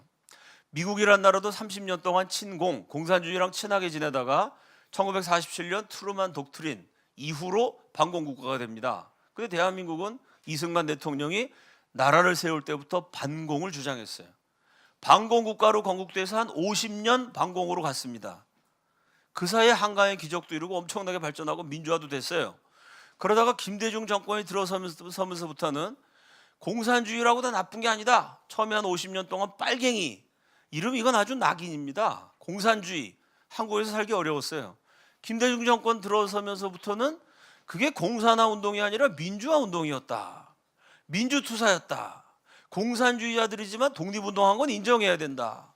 이러면서 한 20년 가까이 공산주의자, 반공주의자 막 섞여 있는 중도적인 체제였습니다. 이제는 본격적으로 반공을 말하는 놈은 수국골통이다. 반공주의자들이 오히려 나쁜 놈이다. 일제시대 때 친일파가 해방이 된 다음에는 반공주의자가 됐다. 문재인 씨 책에도 실제로 이런 대목이 나옵니다. 이렇게 반공이 잘못된 것이 되는 시대를, 이런 새로운 시대를 저와 여러분이 맞이하고 있습니다. 50년 반공 시대, 한 20년은 중도 시대, 이제는 친공 시대가 열려지고 있어요. 그러니까 뭐 공산주의 지도자 김정은 막 텔레비에서 굉장히 좋은 사람인 것처럼 막 나옵니다. 반공 정권, 박근혜 정권 아주 나쁜 사람이다. 뭐 이런 식으로 그렇게 국민들이 설득당하고 세뇌를 당하고 있습니다. 일찍이 대한민국이 경험한 적이 없는 새로운 친공 시대가 열리는데, 과연 그렇다면 이 시대의 지혜가 지혜냐 어리석음이냐, 진리냐 거짓이냐? 지혜는 그 자녀로 인하여 옳다함을 얻느니라. 그러니까 이런 시대에 여러분이 관찰을 잘 하셔야 돼요. 지금부터 여러분 주변에 아주 좌파 사상의 골수로 물든, 요새 뭐 문슬람이라 그러든가, 문슬림? 거의 종교야, 종교. 그죠? 그 무슨 슬림, 예? 그런 슬림 한 친구들 하나 딱 정해보세요. 그래갖고 완전히 그 좌파 사상에 물들었어. 그런 친구의 인생을 한번 지켜보십시오. 얼마나 행복해지나. 예를 들어서 지금 국가가 국민을 다 책임진다 그러죠. 들어보셨죠? 국가가 여러분을 책임지겠습니다. 그래가지고 돈이 없어도 대학 갈 수 있죠. 국가장학금, 학교에서 도시락 무상급식. 그래서 점심도 뭐, 제가 학교 다닐 때는 무상급식이 뭡니까? 다 도시락 싸갖고 다녔죠. 밥도 이제 무상급식으로 쫙 먹어요. 학교에 등록금 없으면 국가장학금을 와서 학교 다녀요. 졸업한 뒤에 취직 안 되면 걱정할 필요 없죠. 청년수당, 실업수당 뭐 이런 거 많이 있잖아. 국가가 책임져 주니까 뭐 취직 안 돼도 괜찮아. 실업수당, 복지수당, 청년수당. 성남시에서 그거 많이 주던 분이 이번에 경기도지사까지 되지 않았습니까? 그렇게 받으면 되는 거고, 뭐 나중에 또 병들고 아파도 복지 혜택 이런 거 다 받으면 되고. 한번 생각해 봅시다.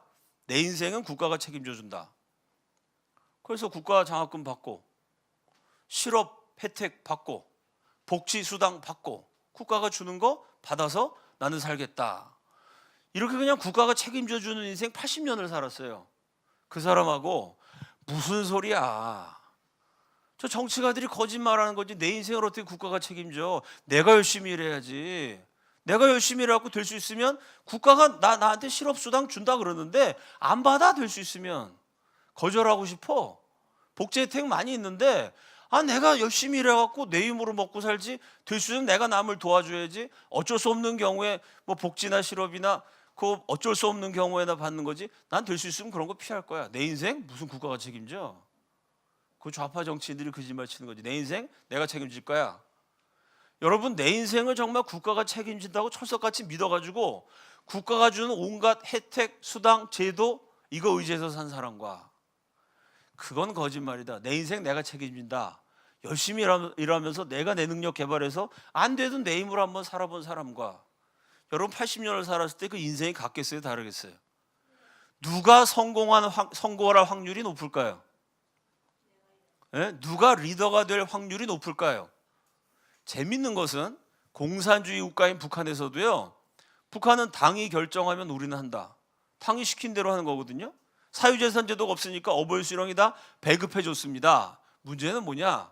북한에서 고난의 행군, 대기근이 닥쳤을 때 누가 살아남았을까요? 어버이 수령이 책임져 주니까 라고 기다리고 있던 사람은 다 굶어 죽었습니다. 무슨 어버이 수령이야. 우리 집에 있는 안 입는 옷가지라도 들고 나와서 공산당이 감시하는데 그거를 뚫어가면서 장마당을 만들어 갖고 물건 하나라도 팔려고 한, 말하자면 북한에서도 어버이 수령 국가가 아니라 자기가 살아남을 국리를 한 사람만 살아남았습니다. 공산주의 국가에서도요, 국가를 의지했던 사람은 다 굶어 죽었습니다. 근데 세계 5대 공업국가고 7대 무역국가인 대한민국에서 토지도 국유하고 모두 국유하고 다 이래서 국가가 여러분을 책임지겠습니다. 젊은 사람들 잘 들으세요. 그거 믿고 있다가 여러분 인생 정말 큰일 납니다. 제 말이 이해가 되시죠? 지혜는 그 자녀로 인하여 옳다함을 얻느니라. 그래서 오늘 강의의 결론은 좌파 탈출은 지능순. 그 유명한 영화가 있지 않습니까? 영화 노래가 있지 않습니까? 근데 노래 한번 들어봤는데 뭐 노래 가사가 니들 역사 공부 다시 해야 돼. 맞죠? 그 노래 아닌가? 니들 인생 공부 다시 해야 돼. 그리고 후렴구로 좌파 탈출은 지능순. 잘 생각해 보라는 겁니다. 대한민국 전체가 좌경화되고 좌파의 세상이 된 것은 맞아요. 그러나 좌파 세상에서도 국가가 나를 책임져 주고 모두가 골고루 나눠 먹는 세상이 오고, 이런 좌파적인 생각에서 벗어난 사람이 살아남게 돼 있습니다. 왜? 사람이 세상을 어떻게 만들지 간에 하나님이 만든 법칙은 뿌린 대로 거둔다. 아멘이시죠? 내가 안 뿌리고 국가가 거둬주게 한다? 국가가 내 인생을 책임져 준다? 뿌린 대로 거둔다는 법칙에 따라서 만들어진 밥을 먹어요. 뿌린 대로 거둔다는 법칙에 따라서 만들어진 옷을 입습니다. 뿌린 대로 거둔다는 법칙에 따라 만들어진 온갖 문명의 이기를 우리가 사용하면서 살아요. 근데 내가 안 뿌려도 국가가 다 책임져 준다. 열심히 뿌려서 열심히 거둔 사람, 적게 뿌려서 적게 거둔 사람, 차별 없이 모두가 똑같이 나눠 먹는 지상낙원이 된다? 사람들이 만든 거짓말입니다. 빨리 거기서 벗어나야 개인도 살고 나라도 살 수 있습니다. 이 어두운 시대 깨어있는 지혜자로 쓰임 받으시기를 주님의 이름으로 축원합니다. 벌써 시간이 많이 지나갔는데 질문이 있어요 혹시?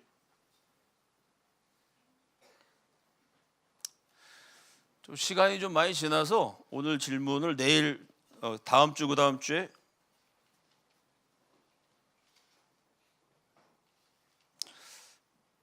사회주의와 공산주의의 차이가 궁금합니다. 이게 참 사회주의라는 것이 너무 다양해서 이 어느 사회주의와 공산주의의 차이가 궁금합니다. 이렇게 질문하셔야 참 대답해 드릴 수 있습니다. 그래서 엥겔스라는 사람이 뭐라 그러냐면 사회주의라는 것은 아무데나 갖다 붙여도 되는 말이 됐다 이렇게 얘기했거든요. 그러니까 우파가 아닌 사람들이 그냥 나는 사회주의다 이렇게 말한 것도 있고요. 또 사유재산 제도를 철폐해야 되지만 그렇다고 폭력을 동원한 혁명은 반대한다.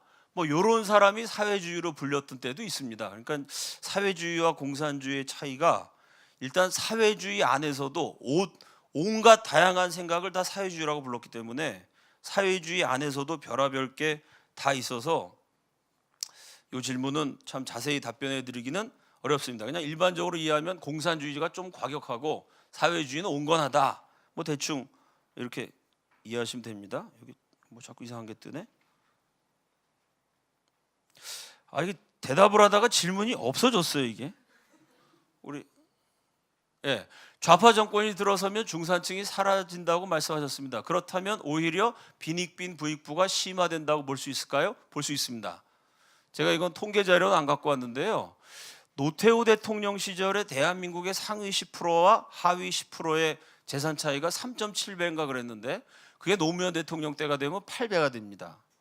그래서 우리나라의 양극화라는 말이 있죠. 잘 사는 사람 계속 잘 살게 되고 못 사는 사람 계속 못 살게 된다. 이 양극화란 말이 언제 나왔을까요? 그게 노무현 대통령 때 나왔습니다. 좌파 정권 때 나왔어요. 모든 통계 지표를 보면 좌파 정권일수록 빈부격차가 심해져요. 이건 뭐 어려운 게 아닌 게 대표적으로 전 세계에서 빈부격차가 제일 큰 나라 어딜까요? 북한이죠. 김정은이가 한국 재벌보다 잘 살지 않아요? 그렇지 않습니까? 실제로 얘기했죠. 그 미국의 농구 선수 데이비드 로드먼이라는 친구가 김정은 만나고 나서 세계 최고 부자보다 더 호화롭게 산다. 어버이 수령은 무지하게 잘 살아요. 근데 일반 백성은 이건 정말 굶어 죽어요. 그러니까 대한민국도 빈부격차가 있지만 한국이 가난하신 분들 고생하지만 한국에서 굶어 죽는 분이 뭐 없지는 않겠죠. 사람 사는 세상이니까. 근데 글쎄요, 굶어 죽는 분 보셨나요? 주변에 혹시? 우리 삼촌이 지난주에 굶어 죽으셨어요. 이런 분 계세요? 한국이 빈부격차가 있지만 굶어 죽는 사람은 참 좀처럼 보기 어렵습니다. 그죠? 그러니까 같은 빈부격차라도 일단은 먹고는 사는데 좀 부자냐 가난냐 하는 거하고 이건 아예 그냥 없는 사람은 굶어 죽는다. 이건 빈부격차가 심각합니다. 그 북한이 빈부격차가 훨씬 더 심각하죠. 그 다음요? 또 질문 있나요? 마르크스의 사상은 오류가 많지만 노동 문제와 사회 문제를 인식하고 일말의 대안과 방법을 제시했다는 점은 기독교인이 본받아야 한다고 생각합니다. 뭐 옳은 방법은 아니지만 어쨌든 노동 문제, 사회 문제를 아주 예리하게 인식했던 그거는 우리가 본받을 필요가 있죠. 마르크스가 공격했던 시장 경제, 자본주의를 수호해야 하지만 시장 경제의 부작용은 언제나 발생한 듯합니다. 이를 해소하기 위한 국가 주도의 복지 정책, 즉 사회주의적인 요소를 어디까지 허용해야 할까요? 이건 시대마다 다르다고 봅니다. 예를 들어 대공황 시절 같은 경우 그때는 자본주의 사회의 폐해가 엄청나게 커졌을 때죠. 그때 뭐 케인스식 처방이라 그래가지고 국가가 주도해서 고용을 창출하는 방식으로 대공황의 위기를 해결했습니다. 그게 이제 루스벨트의 위대한 업적이기도 한데요. 그렇게 위기 순간에는 국가 주도의 복지 정책, 사회주의적인 요소가 필요하죠. 근데 어떨 때는 그것도 필요하지도 않고 이것도 뭐 좋은 질문이고 수준 있는 질문이긴 한데요. 참 이게 그때그때 상황에 맞춰서 허용해야 된다 라고 답변 드릴 수 있는 수준입니다. 좋은 질문입니다. 자, 벌써 시간이 많이 지났는데 우리 기도하는 시간을 갖도록 하겠습니다.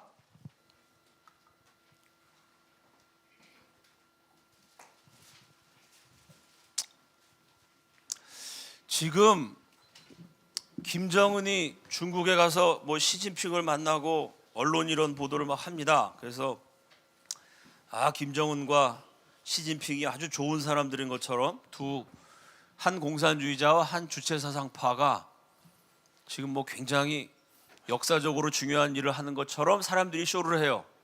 그러나 그건 사람들이 만드는 거짓 환상이고 사실은 뭐냐? 그 중국 땅에 10만 명이 넘는 우리 북한 여자들이 이리저리 팔려다니면서 고생하고 있습니다. 그 중에서 우리 2주 전인가요? 이 히스코리아에 오셨던 비공개 강의를 하셨던 정베드로 목사님을 통해서 지금 6명의 인신매매 당한 여자들을 구출하고 있습니다. 그때 정베드로 목사님 말씀하신 것처럼 굉장히 어렵고 삼엄한 감시를 뚫어야 하는 위험한 일입니다. 여러분 다 기도해 주실 거죠? 앞으로 한 일주일 정도 작업이 진행될 겁니다. 지난주 한 토요일쯤 작업이 시작됐거든요. 그래서 정베드로 목사님과 구출팀을 통해 6명이 구출되고 있습니다. 사람들은 지금 쓸데없이 무슨 김정은, 시진핑 떠들고 있는데 그거 인간들의 환상이고 실제로 그 땅에 사는 사람들, 북한 여자들은 팔려다니고 있습니다. 사람들이 저런 쓸데없는 짓을 할 때 우리 그리스도인들은 사람을 살리는 쓸데있는 일을 해야 됩니다. 아멘이시죠? 이를 위해서 다 같이 기도해 주시기 바랍니다. 우리 이 시간 기도할 때 이 6명의 인신매매 당하던 북한 여자들이 구출팀을 통해서 정말 하나님의 은혜로 안전한 곳으로 구출이 되고 대한민국에 와서 예수 믿고 구원받을 수 있도록 하나님 아버지 그들의 생명을 보호하여 주시옵소서. 그들의 발걸음을 인도하여 주시옵소서. 주여 한번 외치고 다 함께 통성으로 기도합니다. 주여.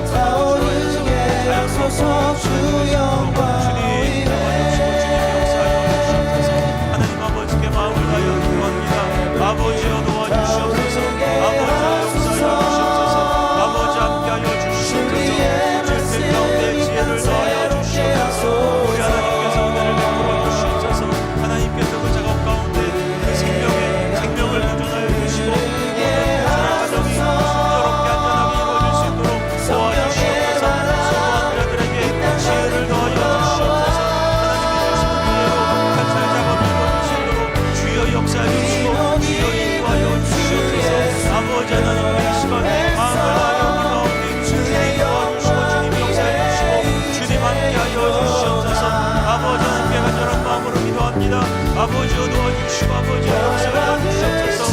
아버지여 그 가운데 성령 주님께서 이를 통하여서 수많은 사람들의 생명을 살려주시기를 간절한 마음으로 기도합니다. 6명의 영의 동포들이 대한민국 땅에 도착하여서 예수 믿고 구원받을 수 있도록 하나님 아버지 그들의 생명을 구출하여 주시옵소서. 그들의 발걸음을 주량하여 주시옵소서. 아버지 하나님께 예수로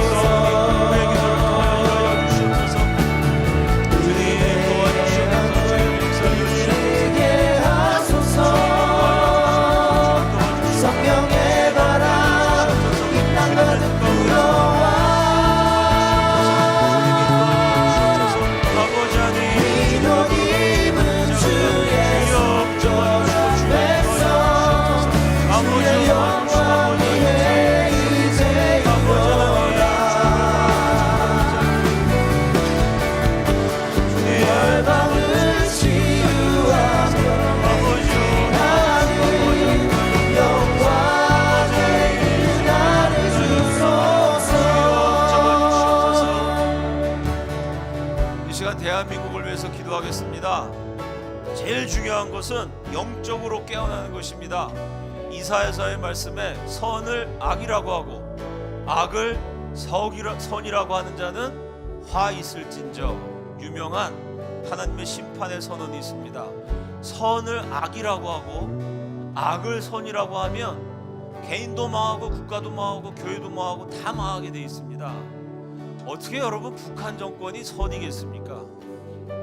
아니 6.25 전쟁을 일으켜갖고 500만을 죽고 다치게 만들고 독재 정권이 잘못된 경제 정책을 실시하는 바람에 그 망할 놈의 주체사상 때문에 400만이 굶어 죽었는데 그 후손인 김정은이 선인 것처럼 평화의 화신인 것처럼 이 나라가 여태까지 안 망한 게 신기합니다. 우리가 나라와 민족을 위해서 특별히 기도할 때 우리 국민들이 깨어나게 하셔서 무엇이 선이고 무엇이 악인지, 무엇이 하나님의 길, 생명의 길이고 무엇이 마귀의 길, 거짓의 길, 심판의 길인지 국민들이 깨어나서 분별하게 하여 주옵소서. 선을 따라가는 대한민국이 되게 하여 주옵소서. 주여 한번 외치고 다 함께 기도합니다. 주여. 선을 악이라고 하고 악을 선이라고 하고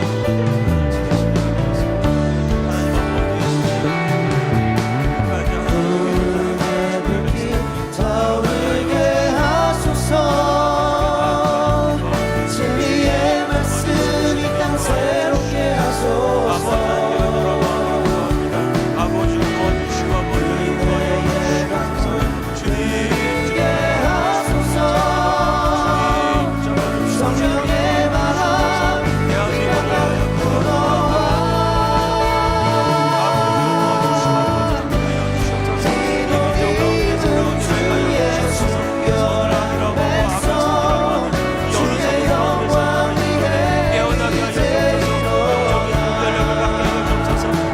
앞에 돌아오게 하여 주옵소서. 대한민국을 이 시간 마지막까지 기도할 수 있는 주의 백성들을 이 자리에 모이게 하여 주시옵소서. 하나님 아버지께 감사하여 하나님 아버지 오래 도와주시고 응답하여 주시옵소서. 아버지여 도와주시고 역사하여 주시옵소서. 우리 아버지의 도우시고 하나님 대한민국을 하셨는 앞에 돌아오게 하여 주시옵소서. 진리의 길을 말씀이 선과학을 올바로 분별해 따라갈 수 있는 순종과 믿음을 주님께서 역사해 주시고 주님께서 함께 하소서. 아버지여 도와주시옵소서. 아버지여 역사하여 주시옵소서. 아버지여 함께하여 주시옵소서. 아버지 한 시간 나아가려 기도합니다. 오 하나님 아버지 이 땅을 고쳐주시옵소서. 이 땅의 역사를 새롭게 하여 주시옵소서. 이 세상 가운데 바른 길을 걸어가시고 주여 역사해 주시고 주여 인도하여 주시옵소서. 주님을 바라보고 주님을 의지합니다. 주님 역사해 주시고 함께하여 주시옵소서. 우리 한 사람 한 사람 기억하여 주시고 우리 한 사람 한 사람 인도하여 주시고 주님의 뜻 가운데 바른 길로 걸어가서 미안한 끝까지 걸어갈 수 있도록 축복하여 주시옵소서. 흰 옷 입은 주의 순결한 백성 주의 영광 위에 이제 일어나 열방을 치유하려 행진하는 영광의 은혜를 주소서. 자, 이제 개인 기도 시간입니다. 우리 히스코리아의 전통은 강의를 듣고 머리로 이해할 뿐만 아니라 뜨겁게 기도하는, 공부하면서 기도도 열심히 하는 싸우는 조직입니다. 아멘이시죠? 네, 오늘도 나라와 민족을 위해서 특별히 여러분 개인을 위해서도 기도하실 때, 주변의 형제자매를 위해서 기도하실 때 정말 세상이 악합니다. 공산주의, 동성애, 이슬람, 여러분 요즘 이런 주제가 부쩍 한국 사회의 화두로 떠오르지 않았습니까? 막 갑자기 이슬람 난민들이 막 몰려오고 그래서 뉴스에 막 보도가 되잖아요. 동성애자들의 축제가 막 활발해지고, 자 이제 공산주의, 동성애, 이슬람, 기독교를 위협하는 세 가지 21세기의 중대한 위협이 선으로 포장되는 시대입니다. 그런 세력들을 악하다고 싸우는 사람들이 악으로 몰리는 시대입니다. 뭐 교육부터 시작해서 많은 부분이 점령당했기 때문에 정말 정신 차려야 됩니다. 선의의 피해자들이 생겨요. 요즘 한국에 자라는 학생들 개인적으로 생각하면 정말 불쌍합니다.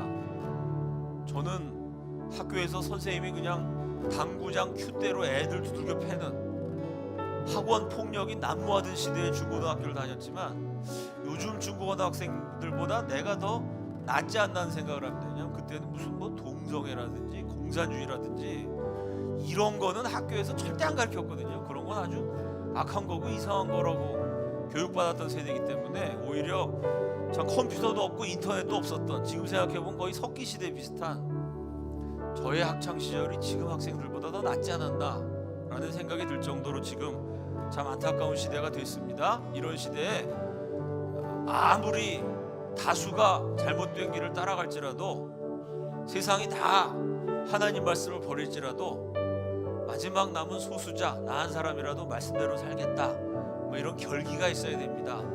아멘이시죠? 내가 바알에게 무릎 꿇지 아니한 7천인이 되겠다, 뭐 이런 기백이 있어야 됩니다. 이게 우리 기백과 결기만은 안 되고 정말 주님이 지켜주셔야 됩니다. 이 악한 세상에 악에 물들지 않고 하나님 말씀 따라 살아가는 의인의 길을 걸을 수 있도록 부족한 저를 지켜주옵소서. 지혜를 주시고 능력을 주옵소서. 이 나라의 민족을 축복하여 주옵소서. 뭐 이런 제목으로 충분히 기도하시다가 돌아가시기 바랍니다. 주여 한번 외치고 다 함께 통성을 기도합니다. 주여